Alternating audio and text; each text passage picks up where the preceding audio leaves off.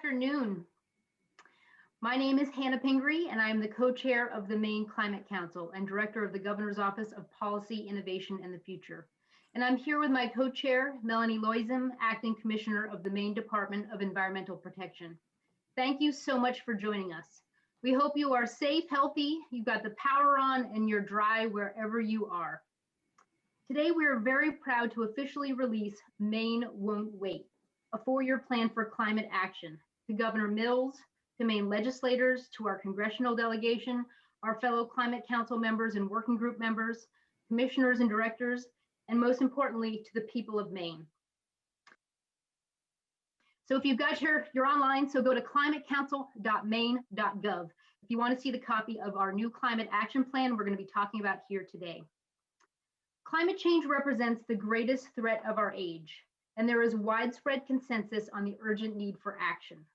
Maine's first major planning process on climate in more than a decade took place during the COVID-19 pandemic, which put unprecedented strain on our state, our people, and our businesses. The fast-moving devastation of COVID-19 has exposed weaknesses that mirror some of the issues in responding to climate, from inherent challenges of emergency preparedness and global supply chains, to the inequities and burdens that disruptions have on vulnerable populations. As the pandemic wore on through this summer, grim reminders of climate change also continue to emerge in Maine. The hottest ocean temperatures in the Gulf of Maine in a single day were recorded. We had the most severe fire season and drought conditions in years, with devastating consequences for farmers. But despite these times, over the course of 14 months, hundreds of Maine people dug into this challenge. Working from home with strained internet connections, kids learning remotely, and dogs barking in the background, people dug in.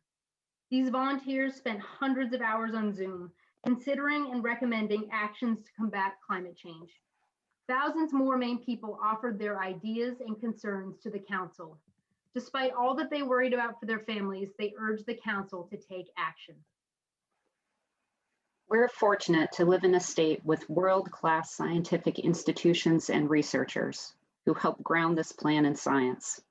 The Expert Science and Technical Subcommittee created a foundation for the council to understand the latest data, facts, and projections as we know them today about the effects of climate change in Maine.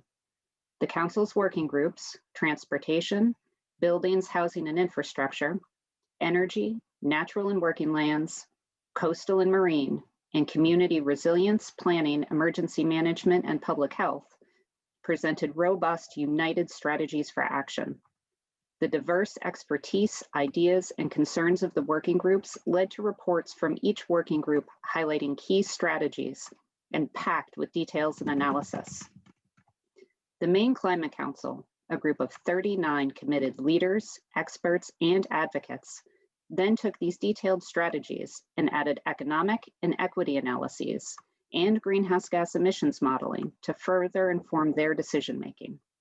Lastly, we agreed with full consensus as a council on this 4-year plan for action. While we didn't always agree easily, the plan reflects many of the diverse challenges Maine faces in the fight against climate change. The plan is centered on data-driven outcomes to achieve the ambitious emission goals laid out in law, a 45% reduction by 2030 and 80% by 2050. Beyond reducing emissions, the plan also focuses on several other key goals. First is creating economic opportunity as we undertake climate and energy transitions. Second is preparing our communities, people, and economy for the impacts of climate change, like rising sea levels, increased flooding, and changing weather conditions. And finally, to advance equity as we undertake this work, to ensure communities and citizens who are often left behind can benefit from climate solutions with access to new opportunities and protection from threats. I'd now like to introduce Ambassador Molly and Dana of the Penobscot Nation and Ivan Fernandez, Distinguished Professor at the University of Maine's Climate Change Institute and School of Forest Resources, both members of the Maine Climate Council, to say a few words. Hello and welcome. Thank you for having me. The Penobscot Nation, like other Wabanaki and Indigenous nations, sees Earth as a living, breathing being. part of our families and communities, and central to our survival. Lands, waters, ecosystems, and wildlife are all part of Mother Earth, just as we are. Nature is not a hierarchy, but a web that connects each of us and roots us to this place. It is central to our culture to be stewards of the earth. I am honored to sit on the Climate Council. Much of the history between the tribes and the state centers on natural resources, so it makes sense that part of our healing includes coming together for the common good of nature and people. This work is important to me, and I thank all of my colleagues here and the 100 people on the working group members who contributed to this plan. I'm encouraged by the bold stand we are taking for Maine's environment and people. The tribes have an important voice that must be present in this work. Frontline communities, including tribal nations, new Mainers, those in poverty, and people of color are all disproportionately affected by the climate crisis. If we overlook their needs and experiences, we are not only doing a disservice to them, but we are setting back all of our work because a society is only as strong as its most vulnerable.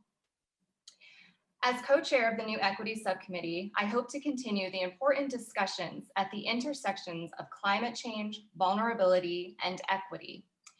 As a subcommittee, we will inform the work of the council and the legislative process. I look forward to shedding light on the experiences of marginalized people in Maine and how this climate crisis affects all of us.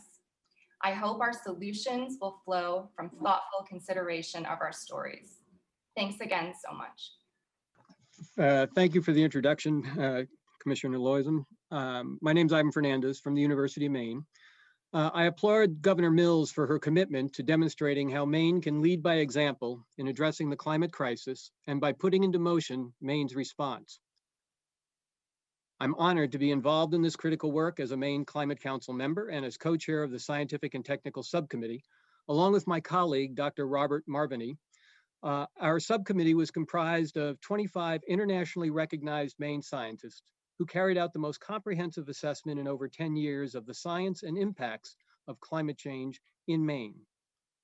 In this unprecedented year of megafires with over 8 million acres in the US burned to date, punishing drought in the Western US and in Maine, a seemingly endless parade of over 30 tropical storms and hurricanes off the Atlantic Ocean, derecho winds and flooding in the central US, and mounting losses from the consequences of sea level rise, Maine also experienced record warm temperatures in the Gulf of Maine, and today we're experiencing the increasingly common winds and downpours of storm intensification. The 5 hottest years in recorded history on Earth were the last 5 years. The Intergovernmental Panel on Climate Change has clearly laid out the stark consequences of accelerating planetary change and the urgency for us to act. At the same time, we possess the knowledge of what needs to be done. Investments in renewable energy, harnessing natural climate solutions to store carbon, and building resilience in farms, forests, and fisheries to not only survive, but to thrive in the 21st century are the foundations of this plan. We have seen time and again that science-informed policy is cost-effective for American society. It is not a matter of can we afford to act, but rather can we afford not to act, and to act now. The indicators of climate change are accelerating, and so too must be our response. This Maine Climate Action Plan is a gateway to solutions, harnessing an integrated framework of both mitigation and adaptation that channels Maine's tremendous resolve for the kind of recovery we need today and the Maine we want to leave for generations to follow. Thank you, Ivan, and thank you, Ambassador Dana. Consistent and bold action on climate over the next 4 years and into the decades beyond will create a better future for our state and the next generations. The law requires that Maine reduce our greenhouse gas emissions 45% by 2030 and 80% by 2050. Transportation is responsible for 54% of Maine's annual emissions. To meet our reductions, our state must pivot to the future through innovation and support for the transitions to this new future. This means accelerating Maine's transition to electric vehicles by putting 41,000 light-duty electric vehicles on the road in Maine by 2025 and nearly 220,000 by 2030. And we must reduce Maine's vehicle miles traveled, how much we all drive around, with increased access to high-speed internet, improved land use and remote work policies, and improved public transportation. We also need to reduce greenhouse gas emissions from our buildings. Heating, cooling, and lighting of buildings is responsible for 30% of Maine's emissions. Cleaner heating and cooling systems like heat pumps and heat pump hot water heaters, more efficient appliances, saves people money while reducing our emissions. This plan sets a goal of having at least 145,000 heat pumps installed by 2025. We will also double the pace of home weatherization to reduce emissions while making our homes more comfortable and saving Mainers on their monthly heating bills. We will reduce emissions from new buildings by phasing in modern energy efficient building codes and increasing the use of climate-friendly Maine forest products, including mass timber and wood fiber insulation, which also supports an important heritage for the forest products industry. We will phase down the use of HFCs, known as climate superpollutants, used in air conditioning, appliances, and certain aerosols, and we will replace them with less polluting alternatives. And as we shift our transportation and heating systems from fossil fuels to electricity and low carbon fuels, it is essential that we consume electricity that comes increasingly from clean and renewable sources in Maine. We will ensure adequate, affordable, clean energy supply, where 80% of Maine's electricity usage will come from renewable generation by 2030. This transition must be managed effectively to ensure affordability and reliability. This transition will also grow our clean energy economy and good paying jobs. I'd like to introduce Jeff Saucier of McCain Foods and Dan Kleben of Maine Beer Company, both members of the Maine Climate Council, to say a few words. Thank you, Hannah. McCain Foods USA Incorporated up here in Easton is proud to have been a part of this process to develop Maine's 4-year climate action plan. McCain Foods Easton is an integral part of a $10 billion Canadian global business with 22,000 employees in 160 countries. We stand out in our industry not only due to our size, but our commitment to environmental sustainability. McCain Foods made the carbon reduction progress it has by measuring, managing, and acting, using tools commonly available such as energy recovery systems, biogas energy use, or biogas generation and use, and moving processes from fossil fuel generated steam to green electrical energy. Our efforts are consumer driven, and we strive every day to stay ahead of their demands. To reduce our carbon footprint and deal with our global responsibilities, we have goals and actions very similar to Maine's 4-year climate action plan being presented today. Maine's 4-year climate action plan is the result of a transparent public process involving a driven cross-section of people with a goal of reducing carbon dioxide emissions over a given period in a diverse, equitable, and inclusive manner while keeping Maine competitive in the global marketplace. Expertise and opinions were welcome throughout development. We as Maine residents and industries are all a small part of a global issue and can only solve this together with effective, sustainable solutions such as the ones presented today. I encourage everyone to read through this plan to see what part they can play in Maine's efforts to contribute to a global environmental solution. Thank you. Thank you. My name is Daniel Kleben, and I am the co-founder of Maine Beer Company in Freeport, Maine. I'm also a Climate Council member representing the small business community in the state of Maine. I want to start by thanking Governor Mills for her leadership. We certainly wouldn't be at this point without it. And I also want to thank Director Pingree and her staff for really the heroic work that they've done over the last year or so, guiding this group of 40 or so plus Climate Council members to a consensus report in the midst of a global pandemic. They really deserve a lot of credit. For too long, I think we've conceptualized climate change as simply an environmental problem. But what we now know and what's abundantly clear is that climate change it's a public health problem. And I believe at its core, it's an economic problem. I started a small brewery out of my garage 11 years ago, and me and my brother had 2 goals. One was to hopefully make good beer, and you will all be the judge of that. But the more important goal was to try to serve as a model and prove that a healthy bottom line and a healthy planet weren't simply mutually exclusive ideals. In fact, they could be mutually reinforcing. In fact, I think our prospects for future economic prosperity are intrinsically linked to our ability to successfully combat climate change. We cannot have a healthy economy without a healthy planet. So, Governor, Director Pingree, I look forward to working with the small business community here in Maine and discussing how we can all do our fair share and frankly take advantage of a lot of the opportunities for economic growth that are presented in this plan. And I do so for the sake of my kids, of their kids, and for the future prosperity of our beloved state. Thank you. We do know that clean energy jobs like wind and solar installers and efficiency contractors are the fastest growing job growth sector in the nation. This plan, through many of the strategies and with focused partnerships with business, will help grow thriving economic sectors and good paying jobs for Maine people. From renewable energy companies to increasing weatherization and high performance building contractors to growing vibrant forest and agricultural sectors, we can achieve climate goals and create significant economic opportunity. This plan also seeks to help Maine's natural resource economies adapt to climate change impacts and take advantage of new market opportunities. Climate change and increasing development pressure are threatening Maine's natural and working lands and waters. These lands are important to Maine people, and they are also key to the state's achieving its carbon neutrality commitment by 2045.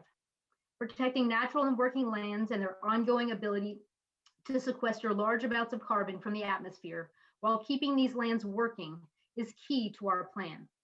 Maine's natural, coastal, and marine areas are also important for their environmental benefits, ability to store carbon, while also supporting our fishing, aquaculture, and tourism industries. This plan seeks by 2030 to increase the total acreage of conserved lands in the state from a little more than 20% to 30% through continued voluntary conservation efforts, with a focus on working forest and farmland conservation easements. Using the latest data, Maine Department of Environmental Protection will publish a comprehensive statewide inventory of carbon stocks on land and in coastal areas by 2023, providing a baseline estimate for our total carbon sequestration.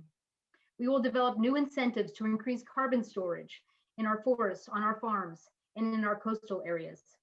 We will expand outreach to farmers, loggers, foresters, landowners, fishermen, municipal leaders, with up-to-date information and technical assistance, as well as financial incentives to support best climate practices and enhance monitoring and data collection to support future planning and decision-making.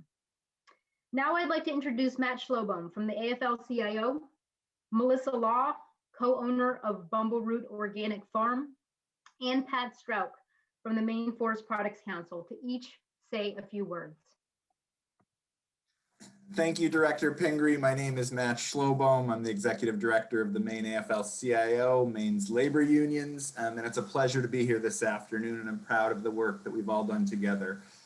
Every day, more than 600,000 Mainers get up and go to work all over the state at all times of day to keep our state running, to take care of our loved ones, to do the building, the constructing, the thinking, the acting that makes us a shared community. Working people are quite literally the backbone of Maine's economy. And in this moment, we are reminded of the essential nature of work and the dignity of that work. Workers in Maine and across the country face twin challenges in this moment. Of course, the challenges of the climate crisis and the way that it poses deep existential threats and is changing the nature of work already and jeopardizing so many things we love. But working people also face a crisis of inequality of income, wealth, power, and opportunity.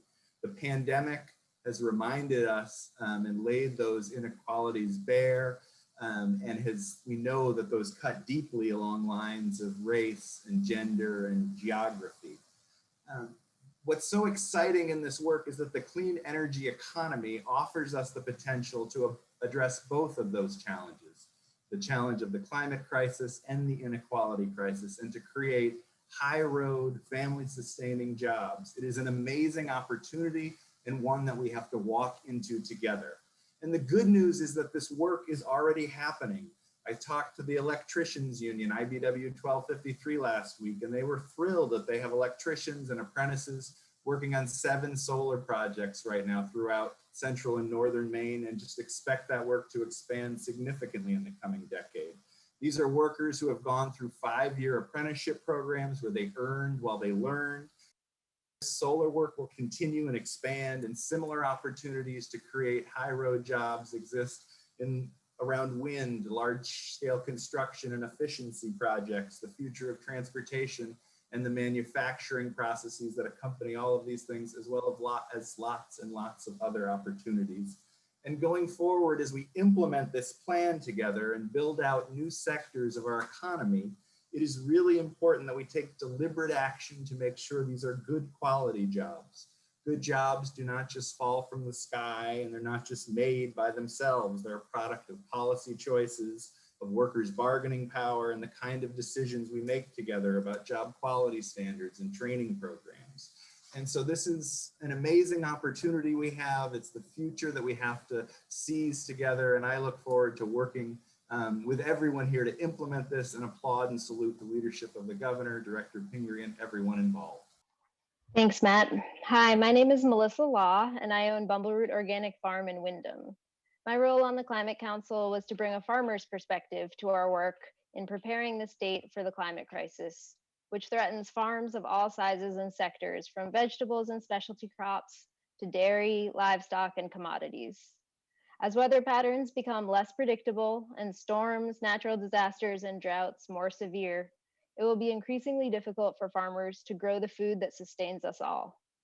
Protecting farmland from development, incentivizing climate-friendly practices in agriculture, and strengthening our local food system are critical strategies outlined in this climate action plan, both for farmers and for Maine communities. Not only will these strategies result in increased carbon sequestration and reduced greenhouse gas emissions, they'll mitigate the impacts of climate change on farms and improve the viability of farm businesses. This will ensure that our communities have local food producers in their midst, contributing to food security for the people of Maine. Farms have always been a huge part of Maine's identity, and they'll continue to play a critical role in our state. Investing in farms through protecting valuable farmland, supporting research and implementation of soil health practices, and encouraging Maine residents to buy from local farms, fisheries, and food producers will help build strong, thriving businesses. This will in turn create jobs and a more robust local food system, which will make our communities and our state more resilient as we face the uncertainties and the impacts of climate change moving forward. Thank you. It's been such an honor to take part in this important process. My name is Patrick Strauch. I'm the director of the Maine Forest Products Council, and I'm honored to be a member of the Governor's Climate Change Council. This plan is good. It recognizes the important role of Maine's forests and forest products in dealing with climate change. Maine's over 89% forested, and our trees are part of a carbon cycle that captures carbon and sequesters it in wood and in our forest soils. Healthy and sustainably managed forests grow wood fast and create healthy trees that can withstand the effects of climate change. Wood products harvested from our forests, like 2x4s, wood panels, mass timbers, they all sink carbon into buildings for a long time and reduce our dependence on more carbon-intensive construction materials like steel and concrete. Our paper machines are making more bio-friendly food packaging and boxboard container products than at any other time in their history. And a new generation of innovative products made from wood, like bioplastics and wood-based insulation, are rapidly being developed to meet the demand to replace materials made from fossil fuels. Our working forests provide us with recreational opportunities and habitats for a variety of wildlife species. So keeping Maine's forests as forests is another important theme in the report. So Maine's forest industry remains one of our biggest economic sectors, especially in the rural areas, and it survives today with even greater opportunities in the future.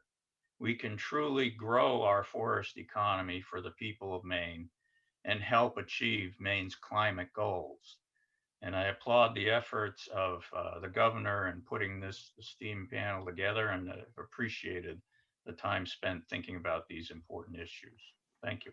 Thank you very much, Matt, Melissa, and Pat, for those important remarks. As Maine reduces greenhouse gas emissions, we must also respond to climate impacts occurring now and expected soon.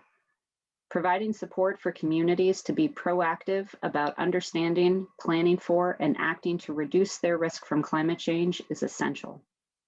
We will empower local and regional community resilience efforts through robust technical assistance and funding to support local and regional climate resilience initiatives and infrastructure projects. This also includes supporting resilience through modern land use tools and incorporating official sea level rise projections into planning and regulation. Maine communities need better information and support so that they can prepare. We will strengthen public health monitoring, education, and prevention to achieve better health outcomes against climate change impacts like high heat days, harmful algal blooms, and increasing ticks. Maine must improve the climate readiness and resilience of our infrastructure so that it serves Maine better under day-to-day conditions and functions reliably during emergencies. We will assess the climate vulnerability of our critical infrastructure like roads and hospitals, as well as our power grid, and work to reduce future vulnerability. We will establish the State Infrastructure Adaptation Fund to provide funding to help local communities make necessary infrastructure investments and to leverage federal pre-disaster funds available to help support these projects. Effective communication about Maine's climate strategies will also be critical to the success of this plan.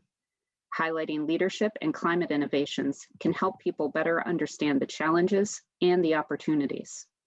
Maine students should have the opportunity to learn about the science of Maine's changing natural systems and climate. And they should also have access to the education pathways that will help them transition to good paying careers in clean energy and climate innovations. Maine's Climate Action Plan is a blueprint for bold, specific, and immediate action. Resources will be needed to implement the plan, and clear and transparent metrics to ensure accountability to the public and convey progress. This plan seeks to provide a roadmap for actions that will meet the state's goals, encouraging leaders at all levels of government to consider how to prioritize investments that support these actions. Many climate investments can yield long-term savings, economic growth, and avoid more costly fixes in the future. Climate change action is not about government alone. For this plan to be successful, the support and engagement of Maine people is critical. To mobilize a broad coalition of large and small businesses, local, regional, and tribal governments, nonprofits, academic institutions, and philanthropy, all taking decisive and sustained actions. Every individual, family, business, organization, and leader in Maine can play a role in making this plan a reality. With your help and your action, we can make the most of this moment. Thank you all for being an important part of this work. Next, Director Pingree will introduce our distinguished delegation. Thank you, Melanie. My power's flickering on and off here, so I hope I stick with you. So we have an amazing group of legislative leaders on both sides of the aisle in the incoming legislature. And I want to first invite incoming Speaker of the House, Ryan Fecteau, as well as Senate President Troy Jackson to each make a few comments. Hello, I'm incoming Speaker of the House, Ryan Fecteau. Addressing the climate emergency is the challenge of a lifetime, and the steps Maine is taking will put us on the path of not only a cleaner environment, but a stronger, more resilient economy. I want to take a moment and thank Governor Mills and the Maine Climate Council for their tireless work and dedication amidst such a challenging time. This action plan creates a clear pathway to meet the aggressive goals passed by the Maine legislature, and once again, will make Maine a leader in our shared fight against climate change. Only by decreasing our dirty carbon emissions while increasing our use of renewable energy will we reduce our negative impact on the environment, lower energy costs, and rebuild and recover our economy. We must meet this challenge, and I look forward to continuing our partnership with the Mills administration and the Maine Climate Council to create our clean energy future. Hey everyone, Troy Jackson, Senate President of Maine.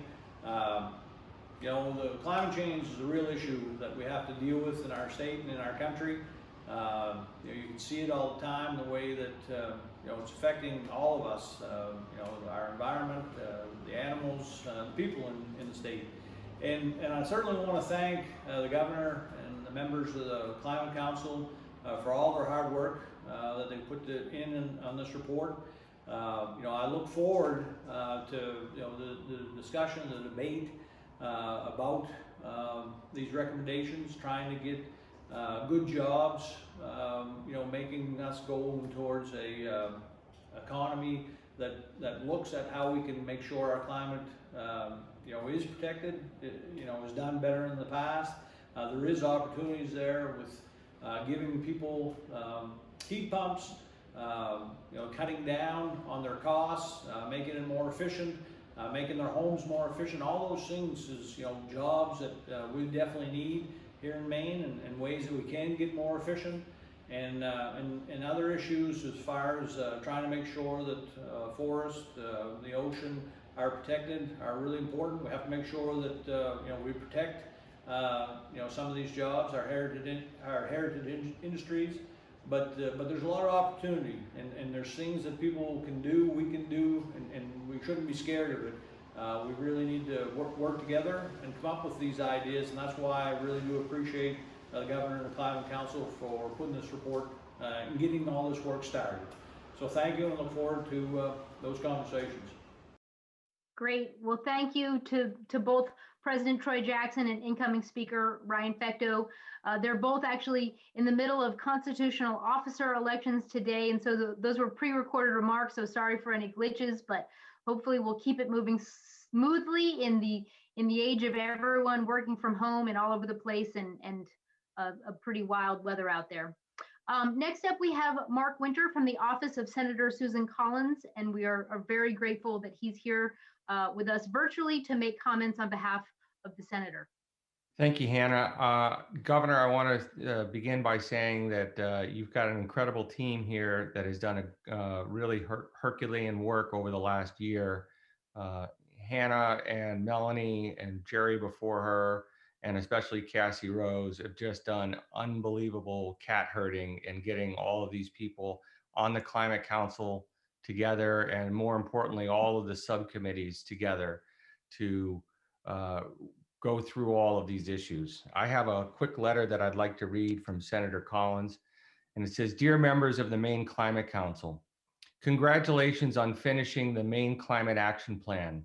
In Maine, so many of our industries, from fishing to forest products to agriculture to tourism, are inextricably linked to the health of our environment.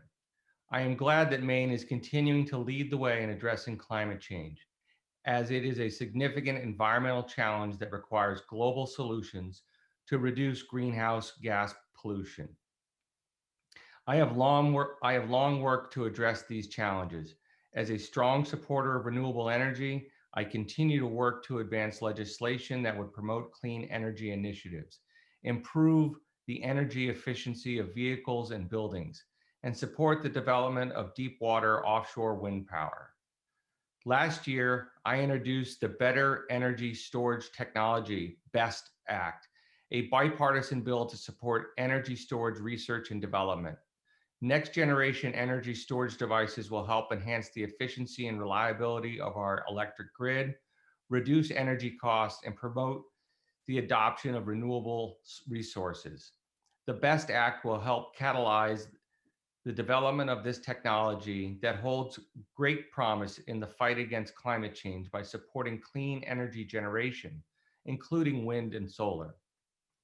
As a member of the Senate Appropriations Committee, I have been a strong advocate for Department of Energy funding to support innovative research, development, and demonstration projects, including the deepwater offshore wind work led by the University of Maine.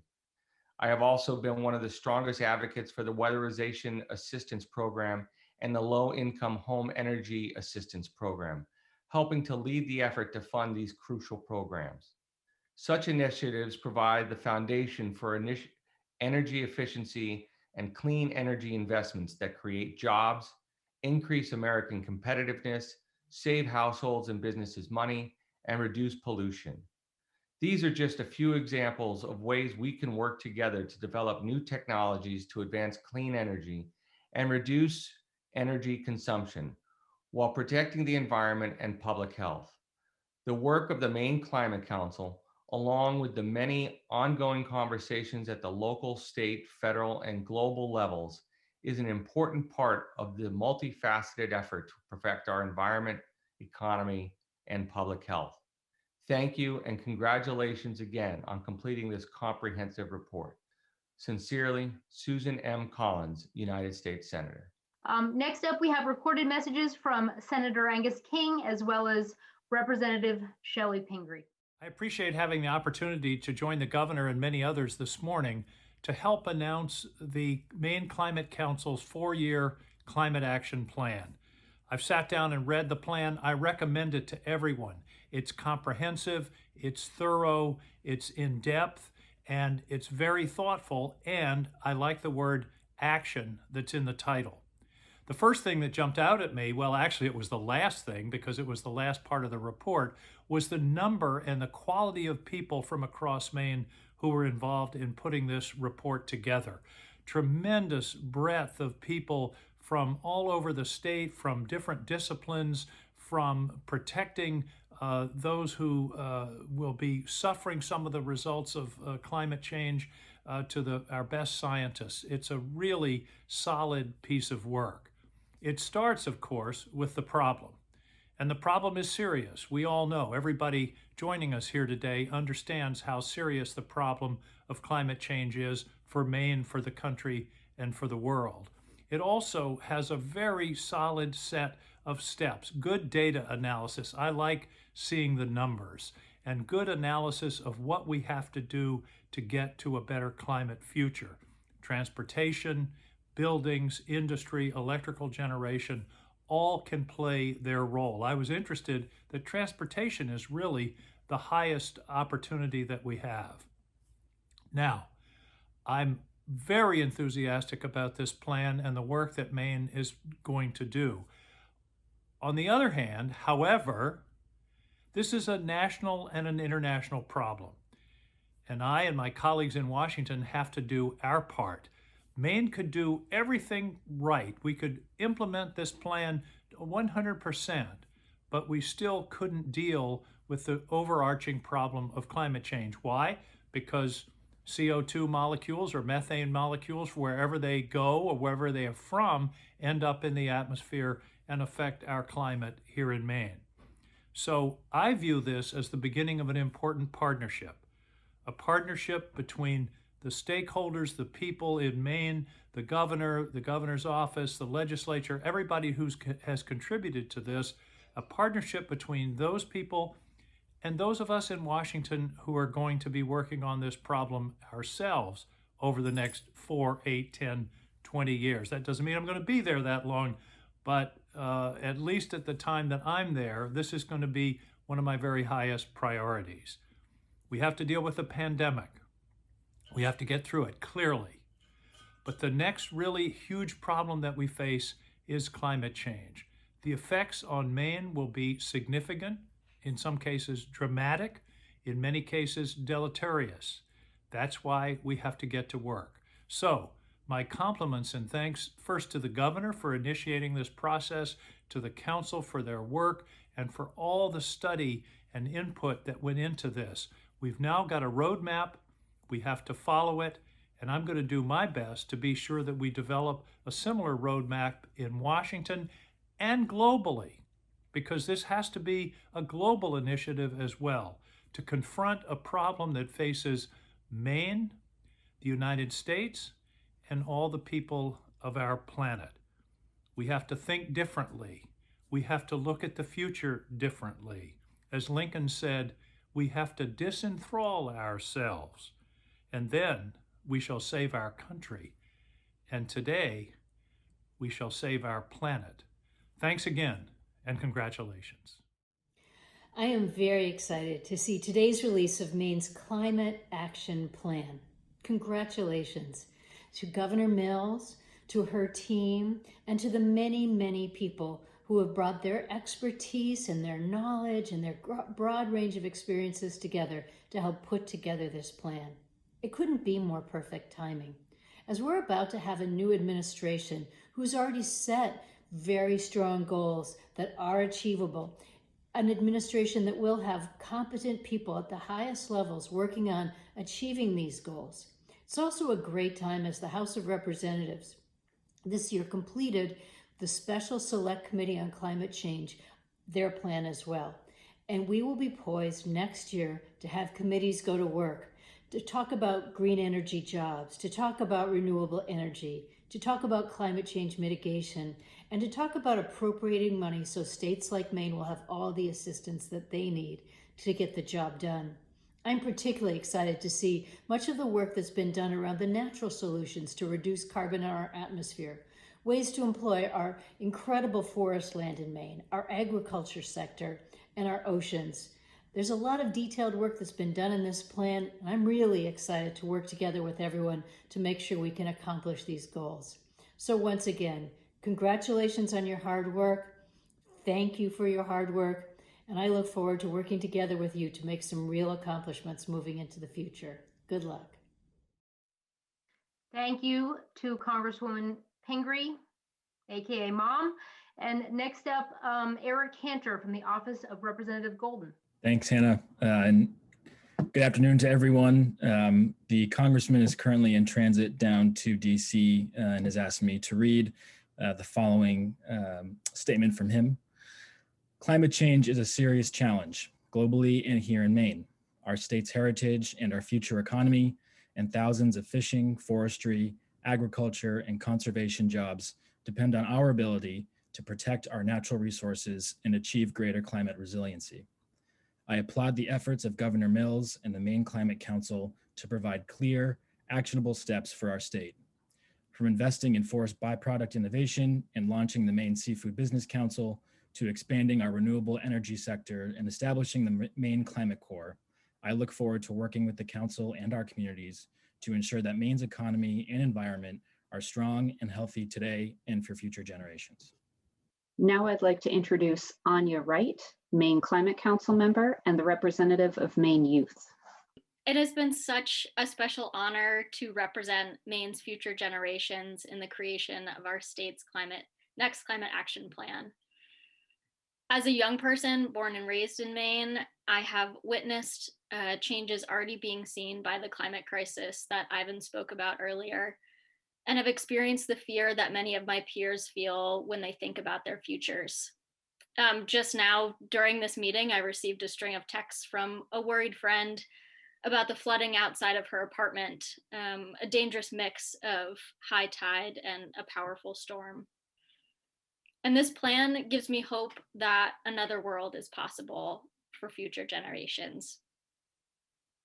Youth voices have been critical in this process, from grassroots activists organizing to make their voices heard, to youth representatives lending their unique perspectives on each of the council's 6 working groups.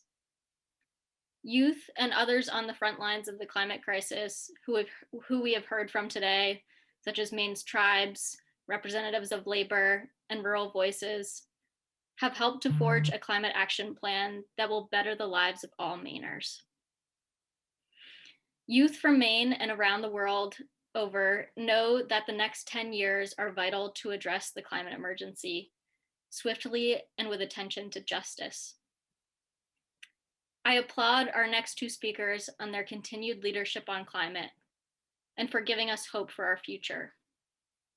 It is my honor and privilege to introduce Special Envoy John Kerry, who will serve as the first cabinet level official on climate change, and Governor Janet Mills, who has placed climate action front and center in her administration. And they must both know that I and other youth of this state and this nation will continue to urge them through their persistent and vital leadership to do everything in their power to ensure climate solutions centered in equity and grounded in justice.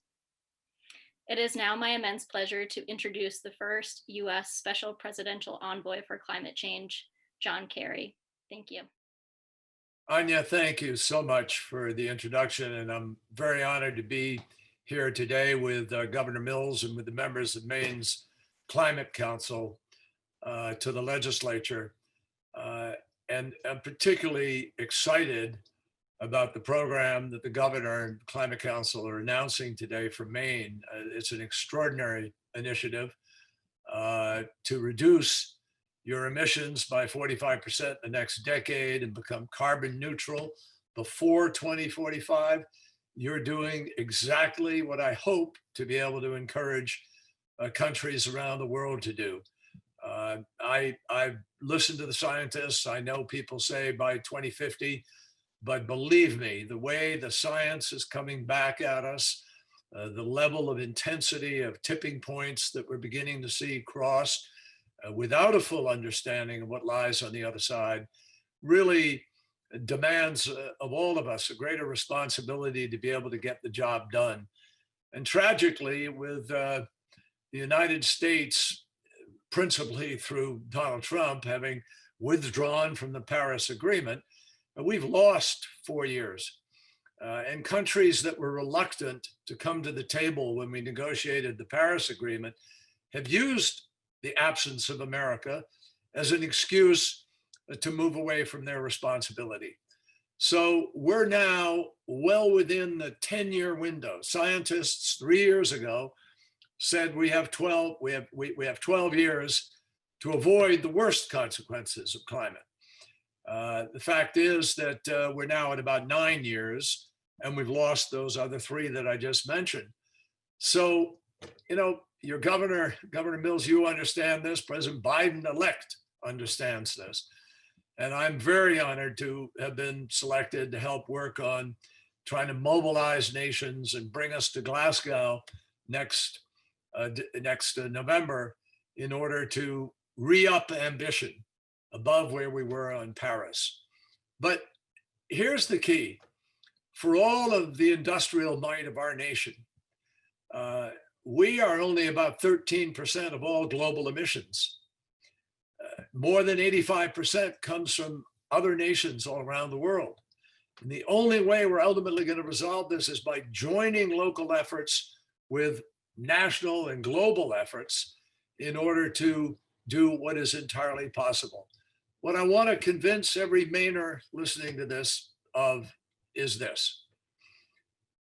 This does not mean curbing our economies. It does not mean losing jobs. It does not mean diminishing our quality of life. On the contrary, it's the exact opposite. Dealing with new energy policy, building out our infrastructure to send energy intelligently from one place to another, building a smart grid, doing what we need to do to refurbish our buildings, to build our transportation systems. This is a unique opportunity to literally rebuild our country and to create millions of jobs in the doing of it.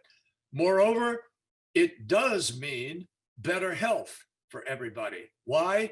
Because as we live today with the particulates in our air, the greatest single cause of our children being hospitalized on any summer is environmentally induced asthma. We clean up our air, we stop burning fossil fuel over a period of time, not immediately. We improve the quality of our lives, we breathe cleaner air, we have less cancer, less complications if you had a pandemic like COVID and so forth. And finally, I can say this after both being in the military and serving on the Foreign Relations Committee and being Secretary of State. If we do these things that the governor is proposing, that Maine is wanting to do, not only will you set an example to our country and to the world, but you will be helping to make the world more secure. When we depend on our own clean energy for our future, we don't have to worry about sending people to the Middle East or elsewhere to fight and defend the source of our energy. The world will be more stable. So I hope everybody will simply focus in on this. We've got a unique opportunity. Maine joined the "We're Still In" movement after Donald Trump pulled out of Paris, and Maine has stayed in that movement, working to try to create a renewable, sustainable future. Now, Maine is really changing that whole notion to a Maine won't wait. And in other words, Maine's going to lead. Maine's going to be ahead of the curve and get the job done for us and help to set an example to every other state. So huge congratulations. What a way to begin the new beginning, if you will, that comes after this election as we enter a new year. And I congratulate you, and Governor Mills, it's all yours now. But thank you so much for your leadership on this critical issue. Governor. Thank you. Thank you, Senator Kerry.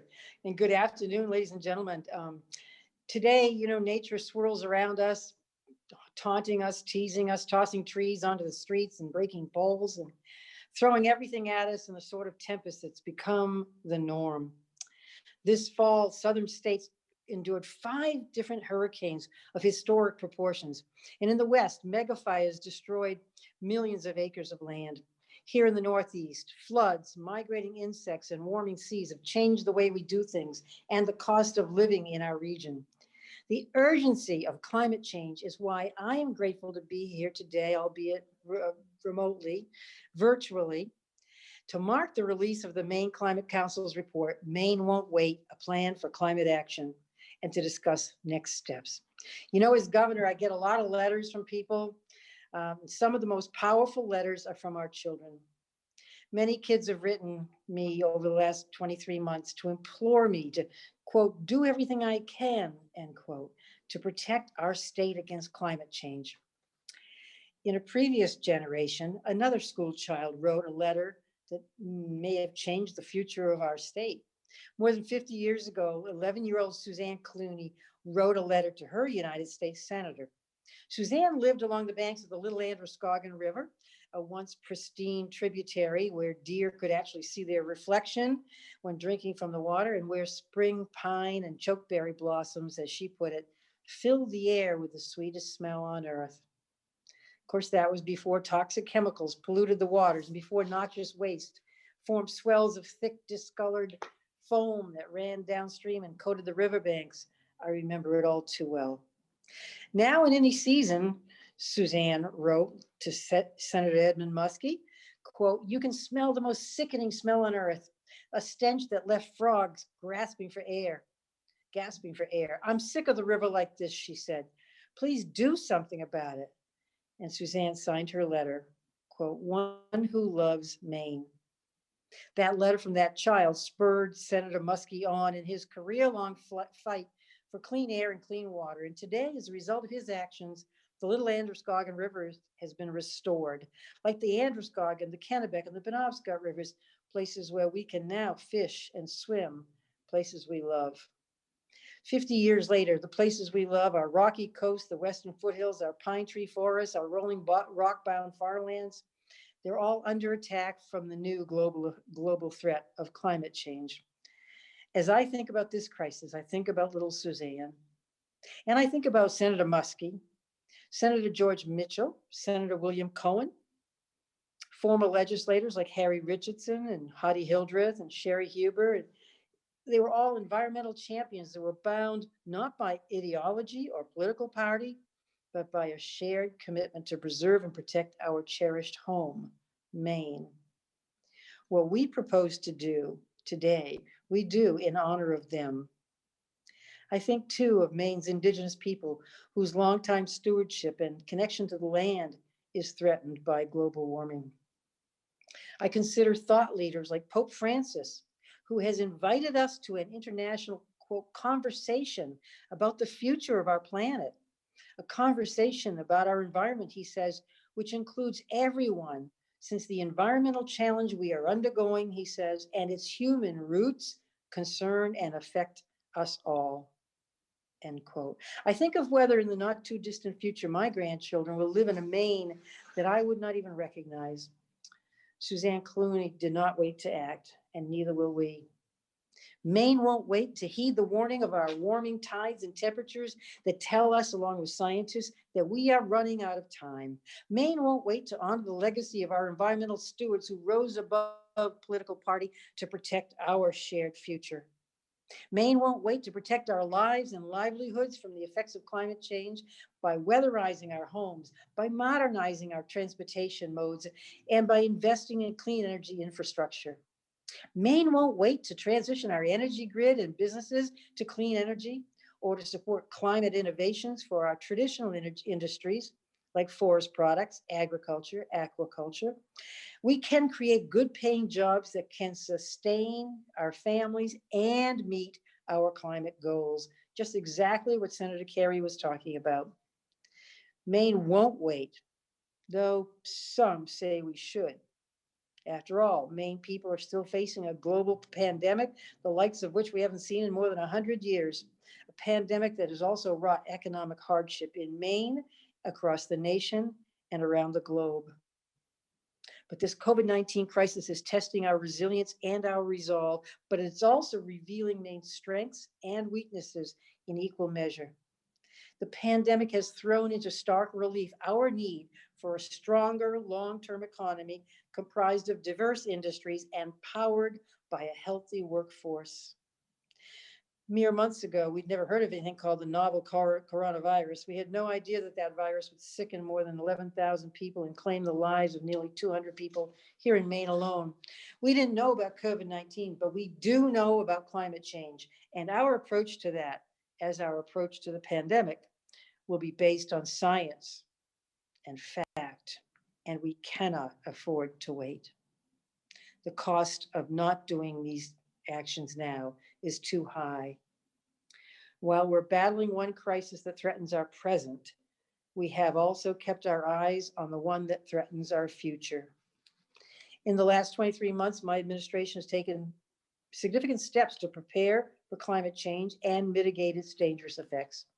We joined the U.S. Climate Alliance, a bipartisan coalition of 25 governors and states that have committed to climate action. Those states represent 55% of the nation's population and about 60% of its overall economy. We also created the Maine Climate Council a year and a half ago. And we withdrew from a national offshore drilling coalition that would allow drilling for oil and gas off our shores. And we lifted the moratorium on clean wind power development. We used proceeds from the Volkswagen emissions settlement, which I helped negotiate as Attorney General, to install electric vehicle charging stations all over Maine and for consumer rebates for people to purchase electric vehicles and plug-in hybrid electric vehicles. And we've also used those funds for exciting innovations that show the promise of our new electric future, including state grants that will help bring the first all-electric school bus to Maine later this month. And next year, the first electric municipal transit buses, the first electric waste trucks, and even the first hybrid ferry. Yes, Hannah, may be coming your way.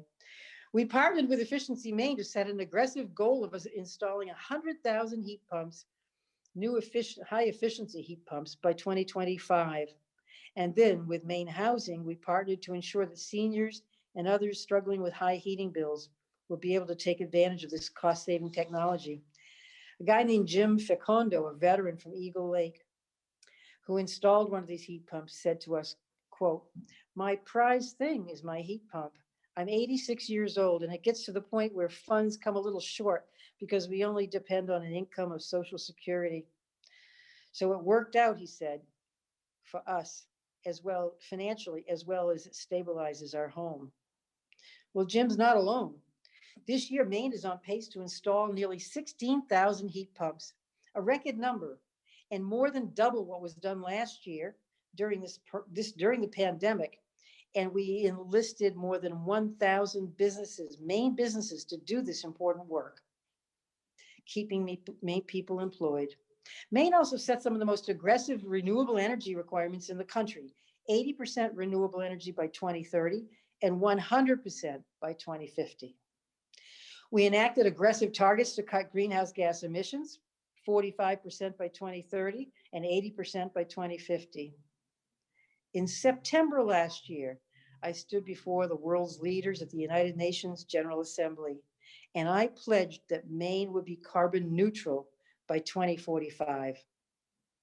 Just last month, we announced our plan to build the very first floating offshore wind research array in the Gulf of Maine, first one in the country, in partnership with the University of Maine and with 2 leading offshore wind companies. We will work with stakeholders in the fishing and maritime industries to ensure careful siting of that array too. But today we come together to discuss what to do next. What else can we do?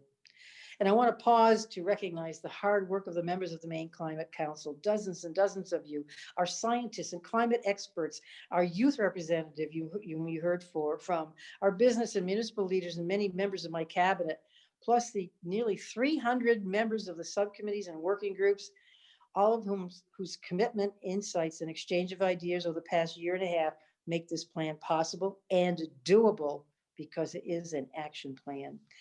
In particular, I want to thank Senators Carson and Woodson, Representatives Bloom and Campbell for your service on the Maine Climate Council, as well as the many senators and representatives who contributed as members of the working groups and subcommittees. And thanks as well to President Jackson and Assistant Majority Leader Fecteau for their comments. Your partnership and the work of our colleagues on both sides of the aisle will be essential to addressing climate change in this coming session and the years ahead. Senators Collins and King, Representatives Pingree and Golden, we're so grateful for your support. We need strong partners at the federal level on climate and clean energy, and I thank each of you for stepping up and offering your vital leadership. And thank you to Secretary Kerry and to the incoming Biden administration. Steady leadership and support for our state's climate work from the president and the new administration in Washington will be a game changer for our state.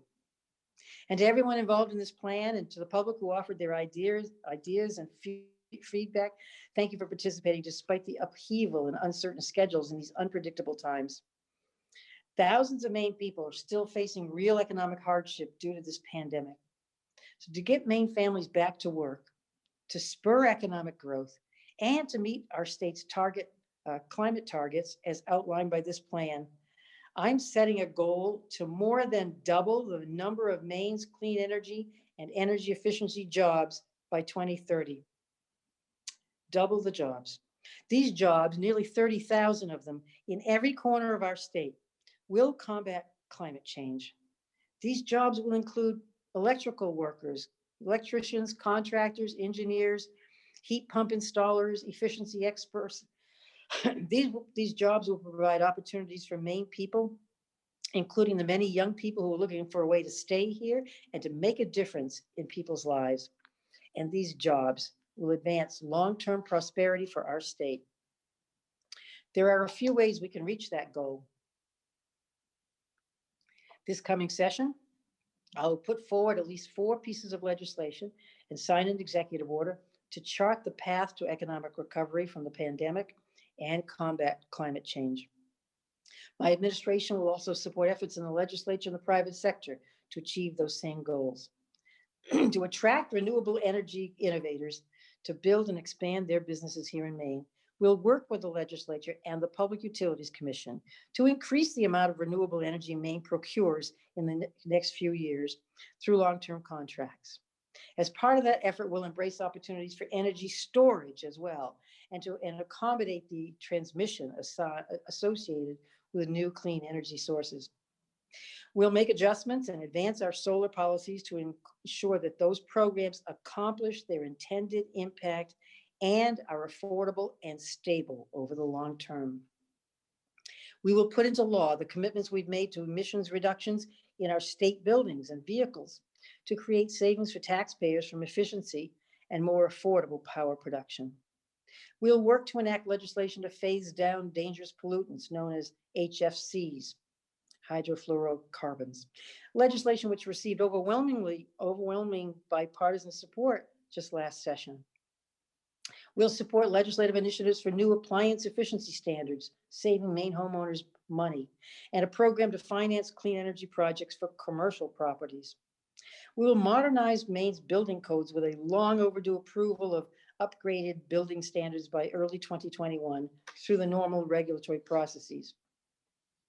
To reduce our dependency on fossil fuels, especially in transportation, over the next 5 years, we will use more than $20 million of the VW settlement funds and accelerated funds from the New England Clean Energy Connect stipulation negotiated by this administration to support electric vehicle incentives and to make charging stations available statewide. This month, I'll also sign an executive order that establishes the Clean Transportation Roadmap to identify and make regulatory changes necessary to meet Maine's transportation emission goals. We'll use $15 million from Clean Energy Connect funds for increased heat pump deployment, and we'll work with Maine's public advocate to target additional heat pumps and support for low-income residents and seniors. To support community and regional efforts to prepare for climate change, and with support from several Maine foundations, we'll launch a pilot program for community resilience in 5 municipalities. And if successful there, we'll create a full-scale program to provide technical assistance and climate planning tools to all communities to make sure that Maine cities and towns are well supported as they plan for climate impacts. We'll submit legislation to incorporate science-based sea level rise projects into future land use permitting. We can't stop these extreme weather events, can't just pull up the bridge on them, but we can help Maine people and Maine towns prepare for them and protect themselves. To seize the potential of Maine's natural lands, which sequester an enormous amount of carbon every year, we will submit legislation to codify the carbon neutrality commitment which I made to the United Nations. And we'll start a state forest climate and carbon pilot program to provide incentives to woodlot owners of up to 10,000 acres to support sustainable management of their lands to keep them forested, sustainably managed. We'll provide technical assistance to landowners, utilizing the state's current grant and technical programs to increase carbon sequestration. To spur job creation, to start critical infrastructure projects and advance the state's climate and economic goals, we'll work with our colleagues on both sides of the aisle on a bond proposal that could double the pace of weatherization. Wouldn't that be great? Saving Maine homeowners money. We know that a well-insulated and efficient home or heating system will save homeowners money over the long term. Extra dollars in the pockets of Maine homeowners couldn't come at a more important time, especially for laid off workers and seniors on fixed incomes. We could also do a bond that part of that bond could also create a state adaptation fund to give communities capital support for urgent climate-related infrastructure and provide matching funds for FEMA pre-disaster programs and other federal grants. These funds could focus on projects that will help towns avoid future flooding and loss of community infrastructure. And they will put Maine people to work rebuilding and solidifying their own communities. We'll invest in broadband expansion, an issue on which many legislators of both parties, as well as our Economic Recovery Committee and this Climate Council, all agree. Without access to high-speed internet, Maine citizens are left behind, as we've seen most acutely during this pandemic. And being able to work remotely, of course, reduces the cost of transportation. We will invest in working lands and the farms and foresters whose businesses require access to natural lands. And we will invest in training programs at technical schools and community colleges and universities to prepare our workforce for clean energy and energy efficiency jobs. With record low interest rates and Maine's stable credit rating, we can invest in infrastructure projects that put Maine people back to work and stabilize our economy without straining our limited general funds. In the next few weeks, my administration will work closely with legislators on both sides of the aisle to coordinate with them on these proposals, to draft legislation wherever appropriate, and to mobilize Maine people across industry sectors to move these goals and strategies forward. Make no mistake, these goals are ambitious and they will not be achieved overnight. But we cannot and will not shy away from hard work to protect our state and to preserve it for future generations, just as our predecessors did not shy away from their responsibility to preserve this beautiful state for us. The poet Mary Oliver recounts a conversation about a river which she used to drink from as a child. Quote, "But when I came back to the river, I found that the body of the river is dying," she writes. "Did it speak?" "Yes," Mary replies. "It sang out the old songs, but faintly." What will you do? The poem asks. I will grieve, of course, but that's nothing. What will we do? We can't wait and simply grieve after these opportunities pass. Grief will come too late, as our children already know. In her letter, 11-year-old Suzanne Clune begged Senator Muskie to do something to save a river. Now our children are begging us to save the planet. May this plan be our call to action to protect our state and our planet, to improve the lives of our families and the livelihoods of our people, and ward off natural disasters and economic crises of the future. Because, like Suzanne, we too are ones who love Maine. Let's not forget that, and let's not wait a moment longer to protect it. Thank you all, and thank you, co-chairs Melanie and Hannah, for all the work you did in engaging in this exercise, listening to more than 200 voices, and corralling people from such diverse walks of life and interest groups, and coming up with this incredible report. It's one for the ages, it's one for the present, it's one we will act on now. Thank you. Thank you so much, Governor Mills. Very well said. We really don't want to say another word other than thank you for your words and your leadership and your action. So thank you everybody for tuning in. We would just encourage you to go to climatecouncil.maine.gov if you want to see the full report we've all been talking about. Again, thank you to Melanie and to Governor Mills. Hope everyone has a safe afternoon and your power stays on. Thank you. Bye-bye. Thank you so much, everyone.